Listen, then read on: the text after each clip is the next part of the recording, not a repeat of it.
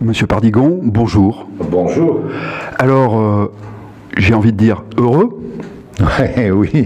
Oui, heureux, mais pas satisfait. Le bonheur viendra sûrement dimanche soir, tout au moins je l'espère. Mais déjà, c'est un beau début, puisque le Front National était quasi inexistant en Lozère, et d'un coup, vous prenez une consistance terrible. Oui, moi je pense que le paysage lozérien va se recomposer, c'est-à-dire que d'un côté, il va y avoir les socialistes, et de l'autre, il va y avoir les gens avec un large éventail de droite, mais qui comportera le Front National comme majoritaire, comme c'est le cas partout dans la région. Alors absolument, et en reparlant de recomposition, le Front National a considérablement changé. D'abord, il s'est féminisé, avec ce qui est une bonne chose. Des femmes d'esprit, certes, et aussi pas désagréables à regarder. Vous avez échappé au crible ? Oh, il n'y a pas eu de crible, il y a eu simplement des gens qui étaient ancrés sur le passé du Front National et d'autres qui se sont modernisés, si vous voulez. Donc moi, j'ai immédiatement, depuis toujours d'ailleurs, j'ai suivi Marine Le Pen d'abord parce que c'est une femme qui est pleine de qualité, de bon sens et qui a une vision avec ses conseillers parce que elle a quand même des conseillers de talent que et donc, dans l'équipe régionale, vous aurez des dames aussi ? Je ne sais pas exactement. Oui, certainement. Mais de toute façon, de par la parité, nous sommes obligés d'avoir des femmes. Alors, on parle aussi de réforme, de changement. Le Front National, on parlait de Front National, j'entends de plus en plus Front Républicain. Nos adversaires nous accusent de ne pas être républicains. Je ne vois pas dans le concret des choses comment ils peuvent dire ça. On respecte la démocratie, on se présente aux élections, c'est du pur mensonge. Alors dans ce concept de république, le Front National s'inscrit maintenant dans une dimension qui le fait arriver dans un processus démocratique, dans la vie politique. Oui, bien sûr. Je vous le répète, nous sommes dans le processus démocratique. On n'a jamais dérogé à cette règle. Il n'y a jamais eu quoi que ce soit qui puisse laisser penser aux gens. Mais le fait par nos adversaires de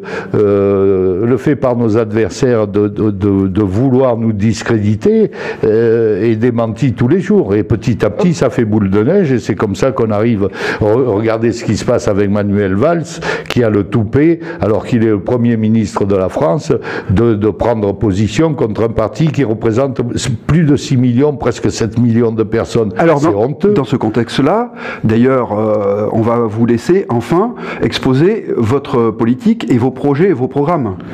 Mon projet pour la Lozère, c'est de monter, d'élaborer un schéma avec toutes les bonnes volontés, tous qui voudront y participer.